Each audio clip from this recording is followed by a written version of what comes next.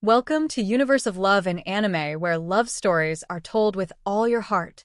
Before we begin our emotional journey today, don't forget to like, subscribe, and share this video with anyone who needs a story that is healing, hopeful, and humane. Each of your support not only motivates us, but also spreads love to more people.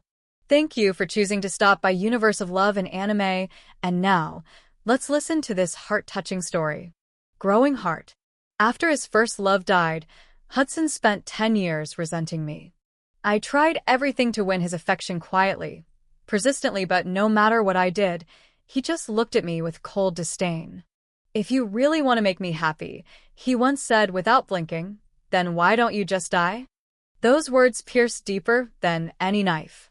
Yet in the end, it was him who died throwing himself in front of a truck to save me. His blood soaked my hands, his body trembling in my arms. And his final words, just before his breath faded, were, "I wish I'd never met you." At the funeral, his mother collapsed in grief. "I should have let him be with Julia. I never should have forced him to marry you." His father's eyes held nothing but contempt. "He saved you 3 times. Why wasn't it you who died instead?" Even I couldn't argue. I had no right to grieve. I was pushed out of the funeral like an intruder at my own husband's burial. And just like that, I disappeared from everyone's life. But 3 years later, something incredible happened. A time machine reel and pulsing with strange energy appeared before me, and without hesitation, I stepped inside. I thought I'd be taken back to the day I first met Hudson, maybe even before that, but fate had other plans. I woke up 10 years in the pod on the very day we were to get married. As I opened my eyes, his voice rang in my ears. "My parents threatened to kill themselves to force me to marry you. Selena, you really are something." He was standing there, alive, young again, leaning casually with his hands stuffed in his pockets, his lips curled in that same mocking smirk I remembered. This version of him hadn't yet endured the pain that would later destroy him. My throat tightened. I had another chance, but not to make him love me. This time, I would let go. "Hudson," I asked gently, "you don't want to marry me because you still love Julia, right?" He flinched, his eyes sharpening. "So what if I do? We're already at the registry office. What's the point of asking now?" "Because I'm giving you a way out," I said, my voice calm. He scoffed. "Just sign the damn papers. I'll wait for you outside." As he walked away, the pain returned sharp and familiar, but I swallowed it. In my past life, I had clung to the belief that because he saved me, he loved me. Even his parents used to say, "Hudson just doesn't know how to express himself. But if he didn't care, would he risk his life for you not once, but 3 times? And I believed them. I thought our marriage, though cold at first, would eventually warm. But after Julia died, his sorrow drowned him. And those were his final words, proved that I had only ever been his punishment. Before I used the time machine, a monk told me, "If you resolve Hudson's 3 greatest regrets, you can sever the karmic bond between you." I remembered every line from his diary. "I regret marrying Selena. I regret never standing up to my parents. I regret not saving Julia." So that day, I wrote Julia's name on the marriage application. At least one regret could be erased. When I stepped out of the office, Hudson reached for the papers, but I held them back with a smile. "You'll see them tomorrow. I've got a surprise." He frowned. "You're acting weird. Are you so happy to marry me that you've gone mad?" I smiled again. "I think whoever ends up with you will be the luckiest person in the world." He scoffed and turned away, but for a moment, I saw the confusion flicker in his eyes. Not long after, we passed a couple talking excitedly. "There's a meteor shower tonight. They say couples who watch it together stay together for life." I remembered this exact scene. In my past life, I had dragged Hudson to see that meteor shower, clinging to the silly hope it would bind us. He had mocked me the entire time. "Looking at stars doesn't fix broken hearts," he had sneered. "You're dreaming. Wake up." This time, I didn't plan to ask him. But then he surprised me. "If you want to see it, I'll come. Just don't expect a honeymoon. I've got work." I turned to him, startled. I'd forgotten how sharp he could be and how unexpectedly kind. I realized then that beneath his venomous words was a man with a noble heart. In our past life, he saved me 3 times. Once, when I was 18, I was attacked in an alley. He shielded me and took a deep knife wound to his right arm, losing his ability to play the piano forever. The second time, during an earthquake, we were trapped. He gave me the last of our food and water, whispering lies to keep me calm. If the rescuers had come just an hour later, he would have died. And the third time he pushed me out of the path of a truck and took the full force of the impact himself. A shard of glass pierced his skull. I only had a scratch.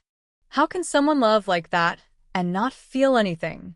So, Hudson asked impatiently, are we going to see the stars or not? I nodded slowly. Yes. Let's see them together.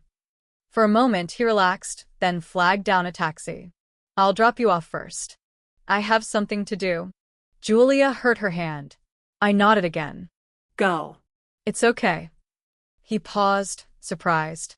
You're not upset. No. Iwis parat. Not anymore.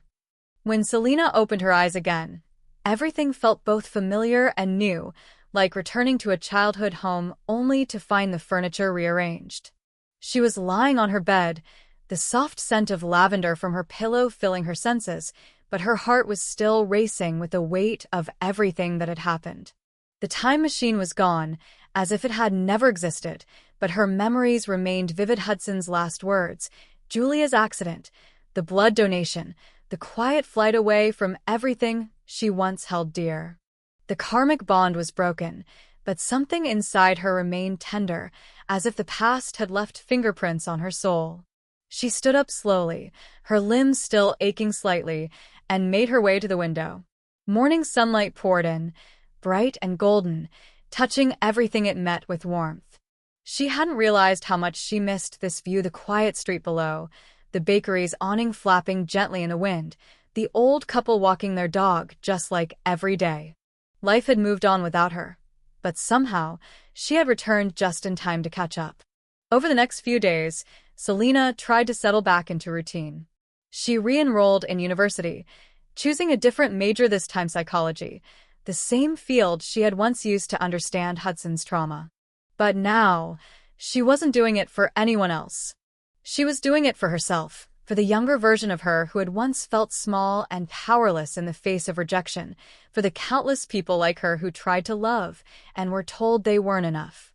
In the classroom, she sat quietly in the back, scribbling notes, asking thoughtful questions, her presence calm but unmistakably mature.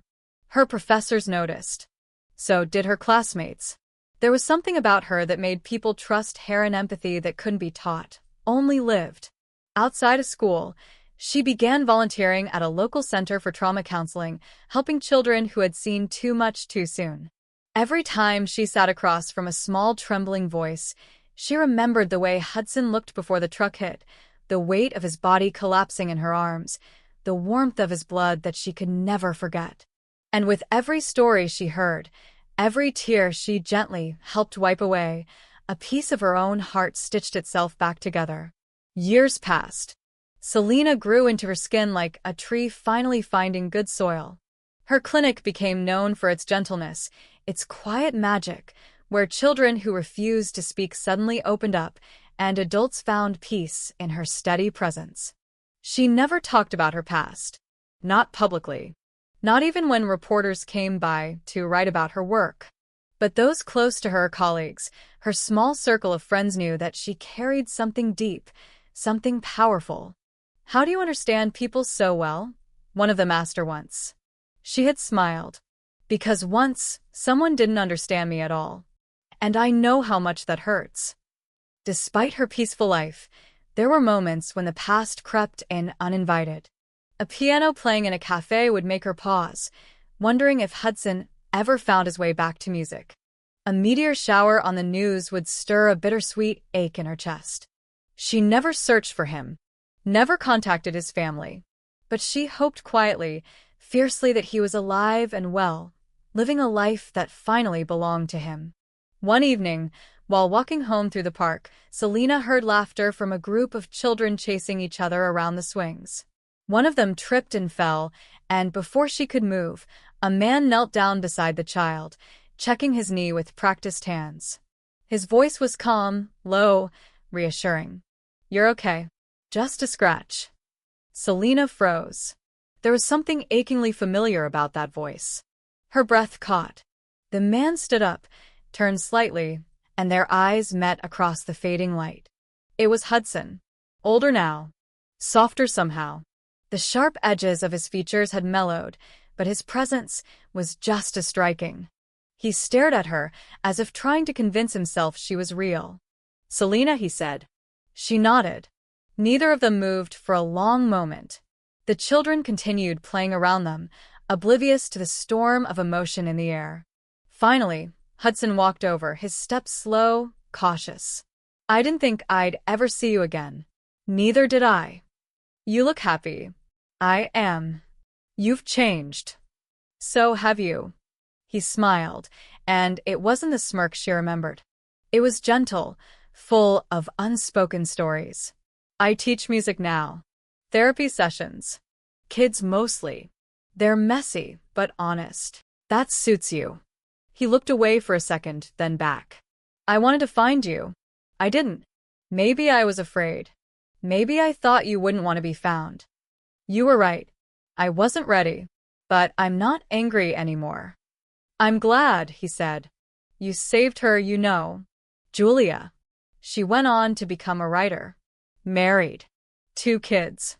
She sent me a copy of her book once. It's about second chances.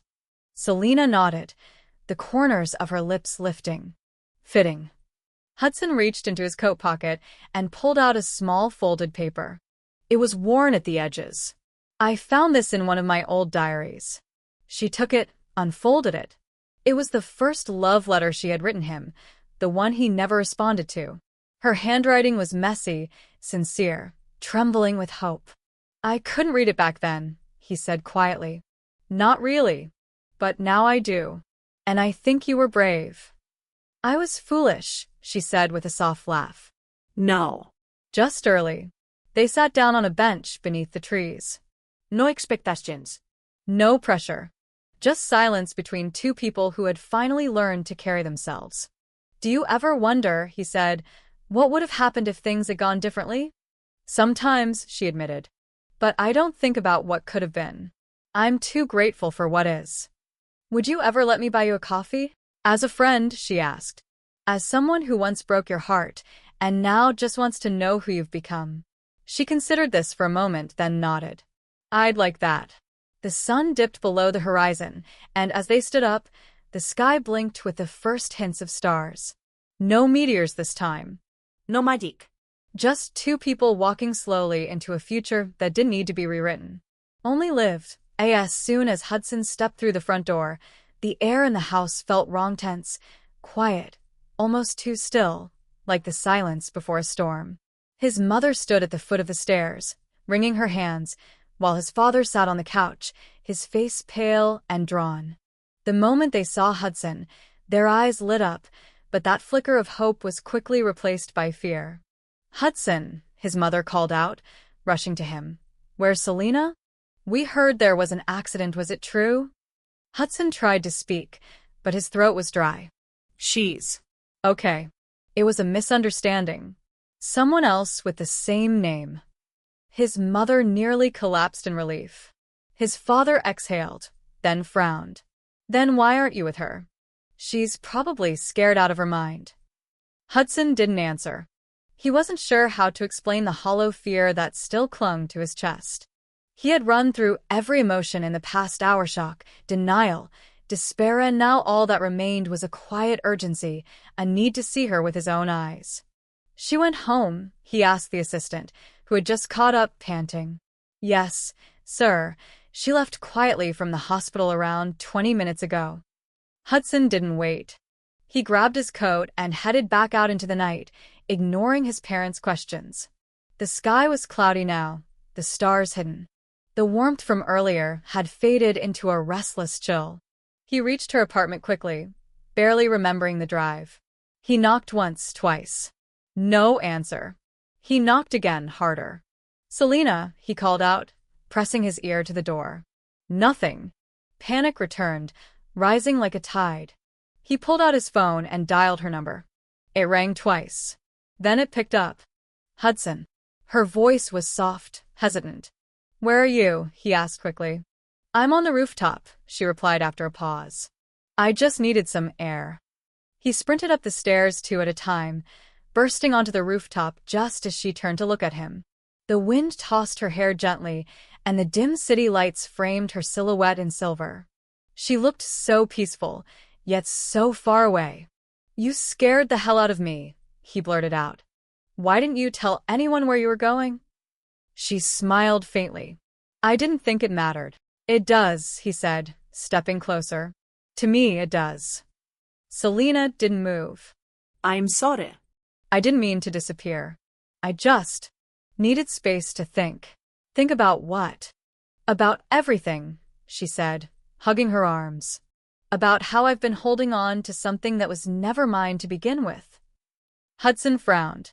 "Selena, no, let me say this," she interrupted gently. "For years, I thought if I stayed, if I tried hard enough, you'd see me. But I was chasing a shadow, Hudson. Julia was your heart. I was just the echo left behind." He opened his mouth, but no words came. "You told me once that you wished you'd never met me. And even though I know you were in pain when you said it, I believed it. I carried it for years. But now I think I understand. It wasn't about me. It was about the weight of everything we went through. The expectations. The guilt. The years we lost." "You don't have to carry that alone," he said. "You never did." But I did, she replied. "And it made me strong." She looked at him, her eyes clear. "I'm not here to ask for anything." I just want to say thank you. "For saving me. For letting me go." Hudson stepped forward, his voice low. "I thought I lost you tonight. And in that moment, I realized I never really knew what you meant to me. I took you for granted. I was angry at the world, and you were just there. And that wasn't fair." "No, it wasn't," she said simply. "But we've both grown. And I'm okay now. Really." He reached out, brushing a strand of hair from her face. "Do you hate me?" "No," she whispered. "I loved you. And part of me always will. But it's different now." Softer. "No more pain." They stood in silence, the city breathing around them. "So what now?" he asked. She looked up at the sky. "Now I go on. I live. I help people. I build something for myself. Can I be part of that?" he asked, almost afraid. "Maybe," she said. "As a friend. As someone who understands where I've been." He nodded. "I'd like that." They stayed on the rooftop a little longer, sharing memories, laughter, and the quiet space between what was and what could be. And for the first time in years, Selena felt truly free, not because she had forgotten the past, but because she had finally made peace with it. When they returned downstairs, she made tea. Hudson helped her set the cups, careful not to spill. It felt almost domestic, almost normal. They talked about small things, music, books, places they wanted to visit. And when he finally left that night, he didn't ask for more. He didn't try to reclaim what had already passed. He just said, "Good night, Selena. I'm glad you're still here." She smiled. "Me too." After he left, Selena sat by the window, watching the quiet city and the occasional blink of stars through thinning clouds. She thought of the time machine, of fate, of how a life can change not with grand gestures, but with quiet choices made in moments of clarity. She was still healing, still learning, but she was no longer afraid. And somewhere deep inside, she knew this wasn't the end. It was only the beginning. After waking up and realizing I had returned to the moment from 10 years ago, I stared at the ceiling, my mind slowly adjusting to the weight of all the lives I had now lived. The memory of Hudson kneeling by my bed, holding my hand with eyes full of regret, love, and silent desperation, was still fresh in my soul, but my heart didn't stir the way it used to. Back then, that version of me would have cried, clung to him, begged for a chance to be chosen, to be loved even if it was only a fraction of what he gave to someone else. But now, after everything we had endured, after all the ways love had been misunderstood, misplaced, and misused, I couldn't go back. I had already let him go in my heart. That night, I sat at my desk and wrote my application to study abroad again. I packed my things without saying a word to anyone. Even when Hudson knocked on my door the next morning, calling my name, his voice laced with something that almost sounded like fear, I didn't open it. I waited until I heard his footsteps leave.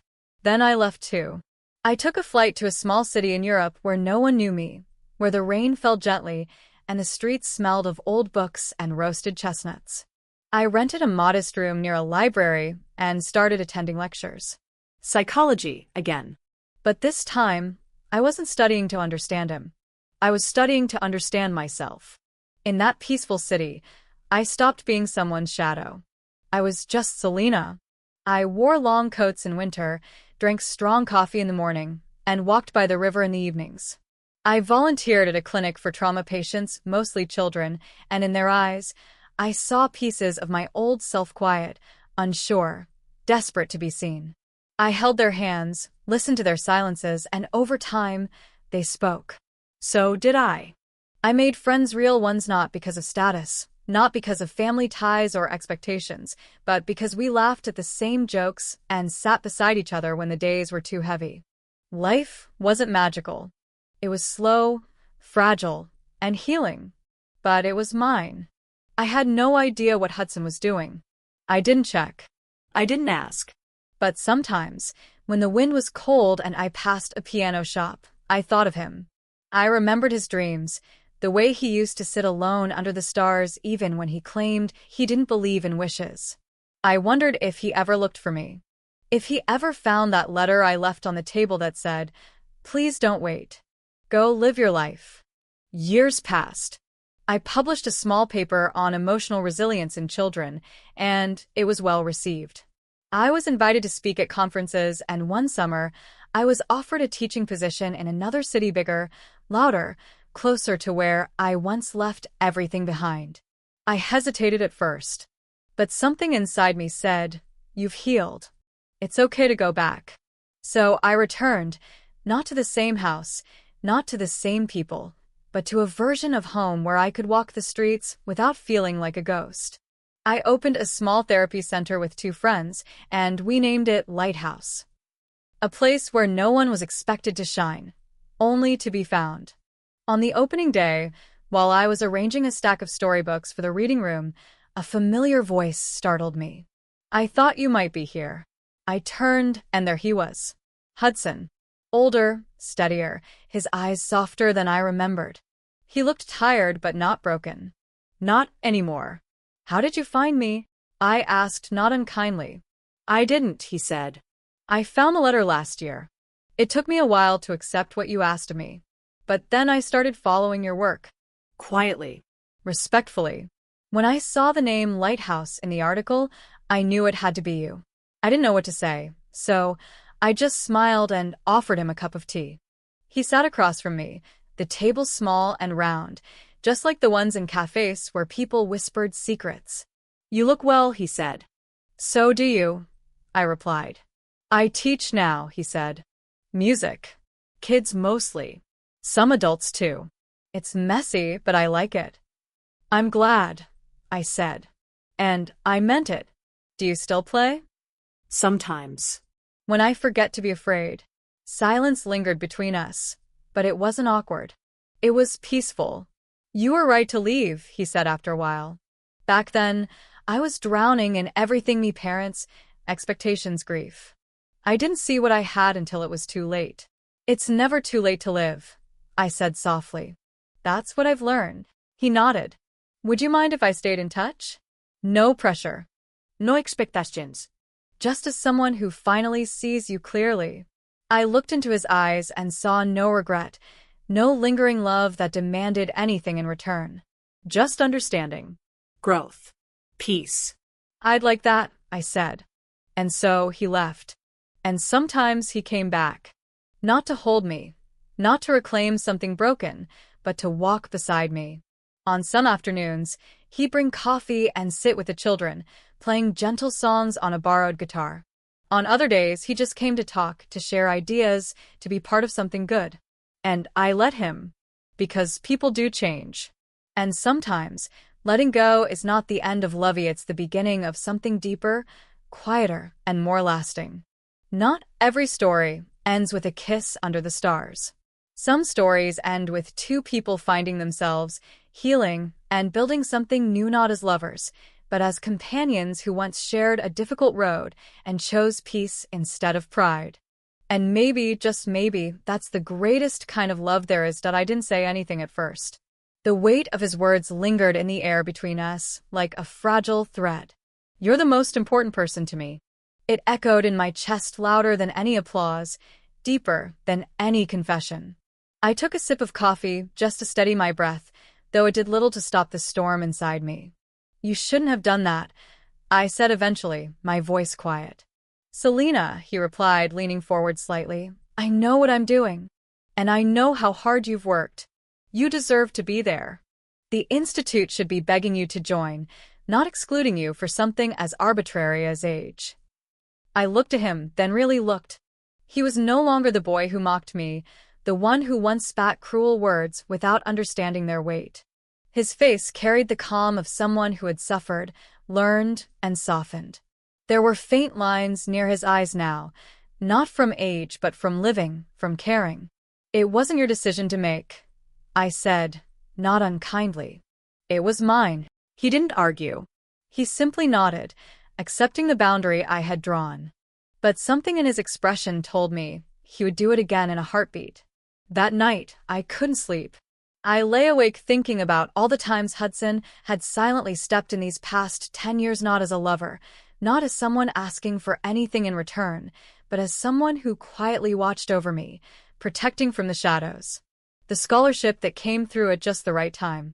The anonymous donation to my research project that saved it from being shut down. Even the lease for the apartment I moved into after my return had been suspiciously below market rate, and now I wondered just how many threads he'd pulled behind the scenes. I turned on my side, staring into the darkness. 10 years ago, I would have mistaken all of this for love. But now I knew better. It wasn't love that demanded to be acknowledged. It was something deeper. Respect. Devotion. Maybe even redemption. Days passed. My name was officially added to the Research Institute's roster, and I began preparations to transition some of my teaching workload. One afternoon, after a seminar, I found Hudson waiting outside my office. He wasn't wearing a suit, just a simple gray sweater, black slacks, and that quiet, attentive look that had become his signature. "Do you have a moment?" he asked. I nodded. We walked to the garden behind the faculty building. The cherry blossoms were in full bloom, petals floating down like soft snow. "I'm leaving the city for a while," he said, hands in his pockets. "There's a development project up north. It'll take 6 months." "You don't need to tell me that," I said lightly. "We're not—" "I know," he interrupted gently. "I'm not saying it because I think I owe you explanations. I just didn't want to disappear again without a word." I appreciated that more than I could say. We walked in silence for a while. Then he said, "Do you remember the night I asked if you wanted to see the meteor shower?" I smiled faintly. "You were being sarcastic. But yes, I remember." "I wasn't actually," he said. "Not then. I wanted to go with you. I just didn't know how to say it without sounding weak." I looked at him. Why bring it up now? He plucked a blossom from a low branch and turned it in his fingers. Because I think that was the first time I really wanted something that had nothing to do with what anyone else expected from me. And I didn't chase it. "And now?" I asked. He met my eyes. "Now I've learned how to chase. But only if the other person wants to be caught." I blinked. My throat tightened. "Hudson, don't answer," he said quickly. "Not now. I just wanted to leave you with that. Take care of yourself. And thank you for showing me what it means to be brave." He handed me the blossom and walked away without waiting for a response. That evening, I sat at my desk long after the sun had set, staring at the blossom on my notebook. I didn't cry. I didn't feel confused. Just a gentle ache, like the echo of a song you used to love. Hudson was right to leave. We had come full circle.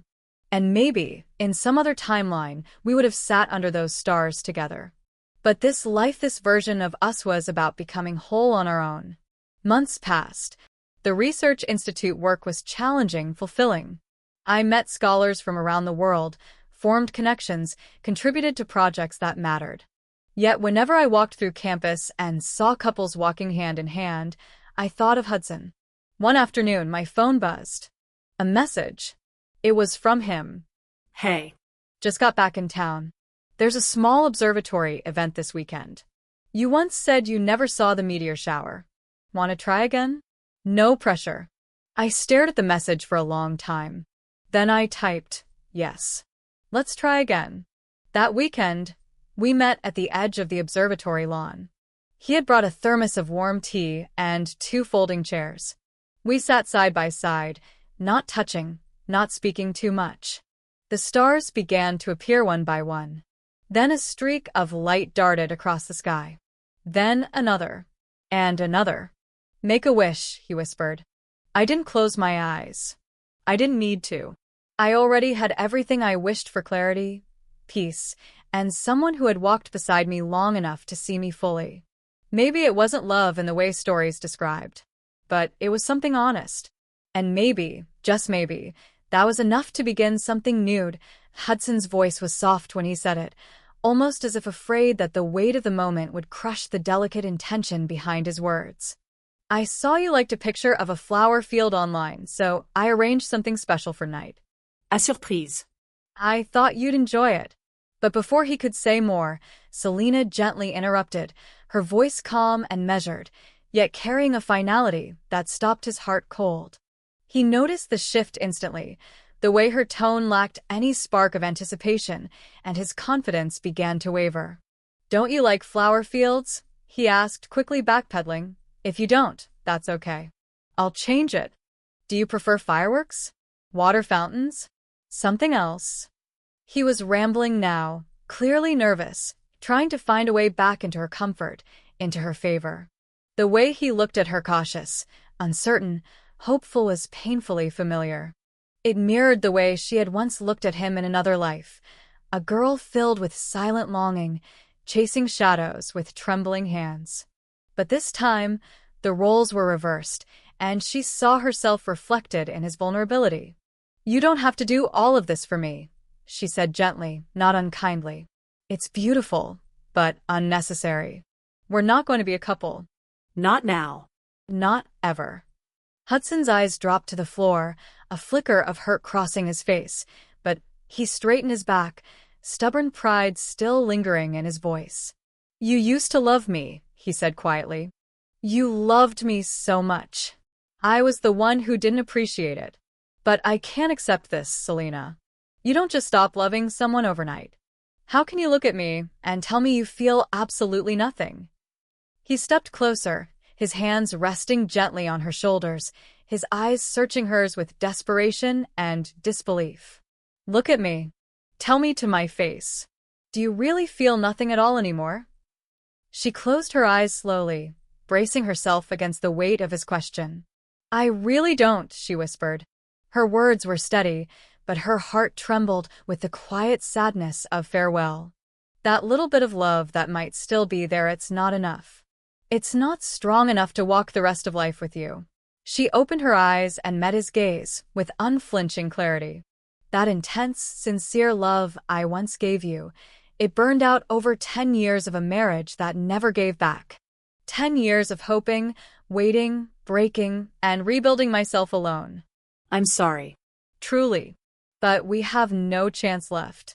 Hudson's face crumpled, pain flickering in every line of his expression. But then he surprised her.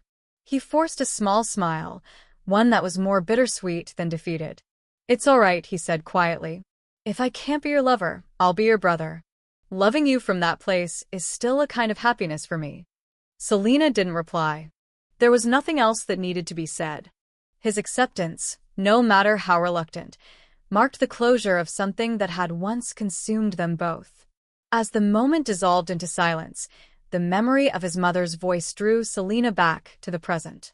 They were in the living room now, the four of them seated around a square wooden table, each on a different side, as if fate itself had placed them carefully to create distance and balance. Out of the corner of her eye, she looked at Hudson. Compared to the man she had watched collapse in grief at 33, this Hudson exuded quiet elegance, tempered warmth, and the grace of someone who had learned to carry his regrets without letting them consume him. Her heart swelled not with longing, but with gratitude. He was still alive. Everything had changed. Across the table, Hudson's father raised his glass, the corners of his eyes crinkling with fondness. "Selena," he said, "why don't you say a few words to Hudson? After all, it's his birthday." Caught off guard, Selena blinked, then smiled politely. She lifted her glass, her voice calm and sure. "I wish you peace and joy from this day forward, Hudson. A life without setbacks. And that all your wishes, whatever they may be, come true." Hudson hesitated for just a second, caught in the sincerity of her tone. Then he smiled and lifted his glass in return. "Same to you, Selena," he said warmly. "I promise to be a good brother to you and take care of you for the rest of my life." They clinked their glasses gently, the soft chime echoing like a bell of parting. In that moment, the love that had clung to them for more than a decade melted quietly, dissolving without drama, like snow under morning sun. There were no explosions, no final kisses, no epic declarations. Just a dinner shared between people who had once hurt each other and had now, somehow, become family.